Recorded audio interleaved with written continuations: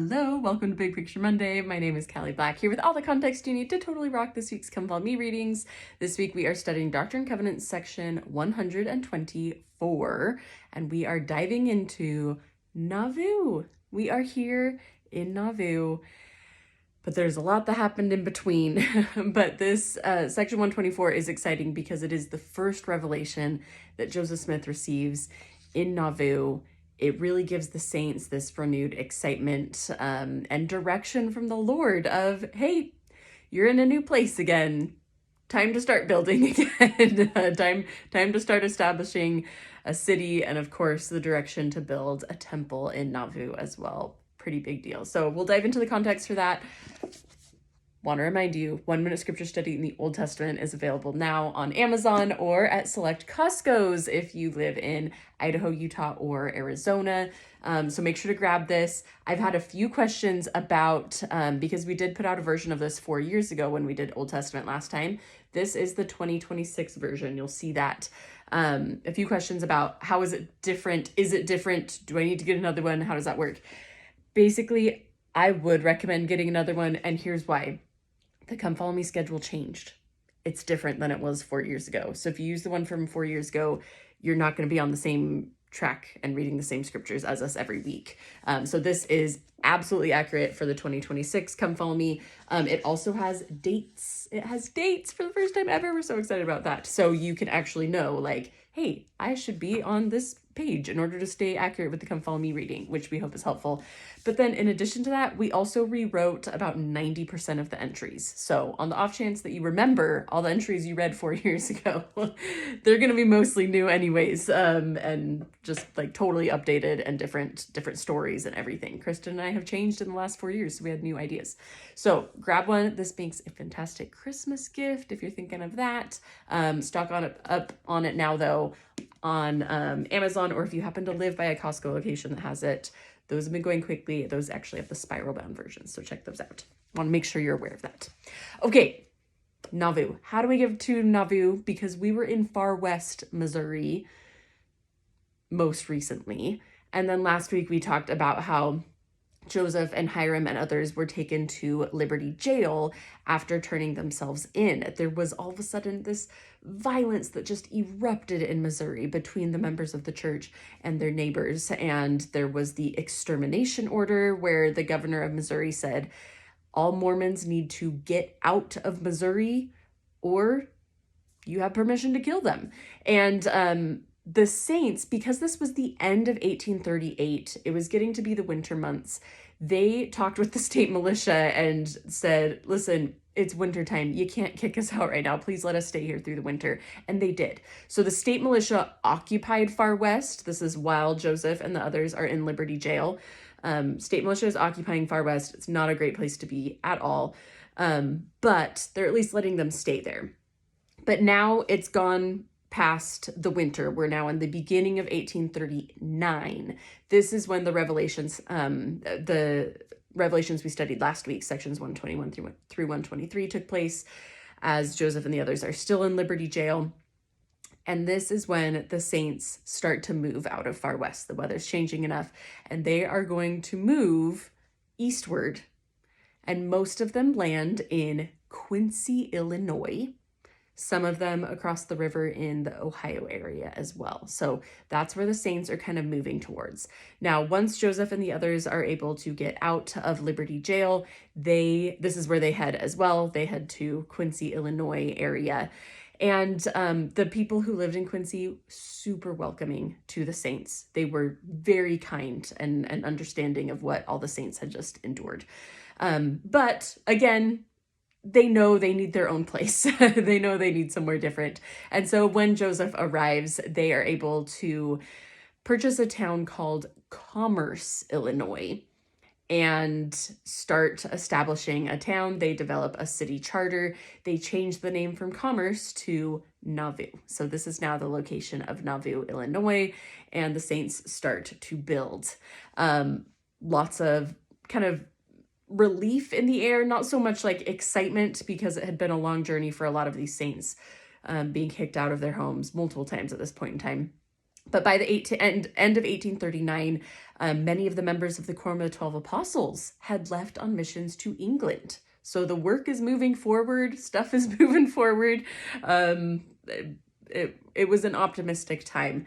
The only downside to living in Nauvoo is that it's kind of a swampy area and there are lots of mosquitoes. And this meant a lot of sicknesses were being carried. So in that winter of 1839 to then the beginning of 1840, there were a lot of people who got sick, a lot of people who died as well. A couple notable deaths are Bishop Edward Partridge, the first bishop of this dispensation, who was so beloved and had led the saints through a lot. He had been in Missouri, in Independence, Missouri, since the beginning. He was one of the OGs asked to move there.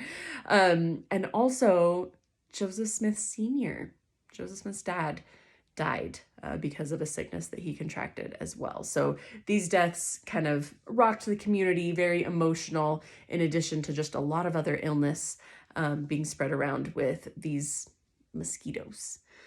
By the end of 1840, Joseph had been pondering a lot about death and the next life and what happens next. And because of this, he started to wonder about people who had not received ordinances, baptismal ordinances. And by the end of 1840, Joseph started preaching about what the Apostle Paul used to preach about, which is baptisms by proxy ordinances for those who have already died. And the saints were so excited to hear this. It made sense to them doctrinally. And they immediately started performing baptisms for the dead in the river. That's where other baptisms were performed as well. They were so excited about this. So by the end of 1840, we have proxy baptisms being performed. The beginning of 1841 is now when Joseph receives the revelation known as Doctrine and Covenants, section 124. So the saints had already been there for almost 2 years at this point. And here we have a huge revelation from the Lord, just kind of giving direction on what to be doing. The first thing he says is continue preaching the gospel, keep spreading the gospel. That is the main purpose of the church, is to share the gospel. Very tenderly, the Lord also says in this revelation that he has received Edward Partridge and Joseph Smith Sr. unto himself. So just a sweet little nod to these two men who were clearly missed by the community, and the Lord clarifying that they had been received in righteousness unto him. The Lord also asked them to build 2 buildings. The first is a temple. So exciting. The saints get to start now on a temple in Nauvoo. The other building is a hotel / boarding house. It's known as the Nauvoo House. So the Lord gives a lot of directions about what the Nauvoo House should be like, and also the house of the Lord, the Nauvoo Temple. So you're going to see directions for that. The Lord says, when you're building the temple, you need to include a baptismal font. This was brand new. The temple in Kirtland, which was the only other temple that had been built at this point, was just like a meeting house, right? They performed the sacrament in there, but that was it. It was just a place to go. There was no baptismal font there. They weren't even aware of this ordinance yet. But now the Lord is saying, hey, you've been doing baptisms for the dead already in the river.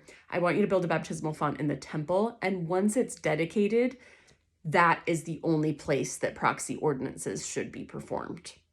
So kind of interesting direction from the Lord there, where he says, I will allow it, but once this temple is dedicated, that is the only place where those baptisms can be performed.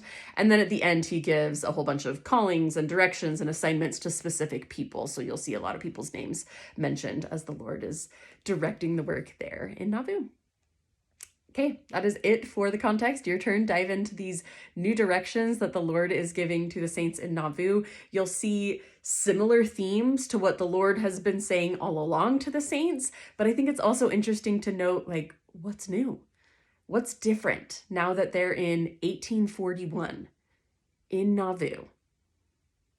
how have things changed over the past decade now since the church has been established and since people first started even moving to Kirtland in the first place?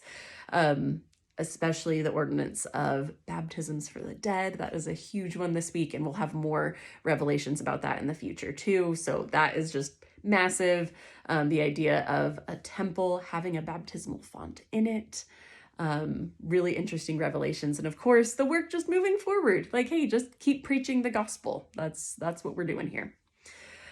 See what stands out to you as you study these. And as always, look for applications for your own life, which can sometimes be the trickiest part of studying the scriptures, is like, well, what does this mean for me?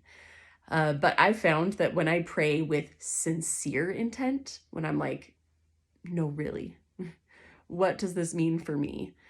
I find that the Spirit does not let me down. There's going to be something, and sometimes it seems really obscure and strange, and other times it seems big and obvious, and I start to realize, like, there's something I can learn from this, especially if you're teaching these sections and you think, what could the people in my class learn? Going to the Lord with sincere intent has never let me down. So I encourage you to try that if you are struggling with, how do I even apply these scriptures? All right, I think my personal focus question for this week, one application is that as the Lord is giving like specific directions to people, he praises Hyrum Smith for the integrity of his heart. It is one of like my favorite verses. It's a little random, but it's beautiful. So I want to study those words specifically from the Lord to Hyrum and just think, why was the Lord so impressed and proud of what Hyrum felt and his desires in his heart? And how can I then maybe take inspiration from that personal application? How can I show greater integrity to the Lord? Not just integrity in general, right? Just like faith in general doesn't mean too much, but faith in the Lord, integrity to the Lord. How can I show greater integrity to the Lord with my actions, with my intent, with my heart above all else? And maybe gain some inspiration from Hyrum Smith as a great model of integrity. All right, have a great week this week and happy studying.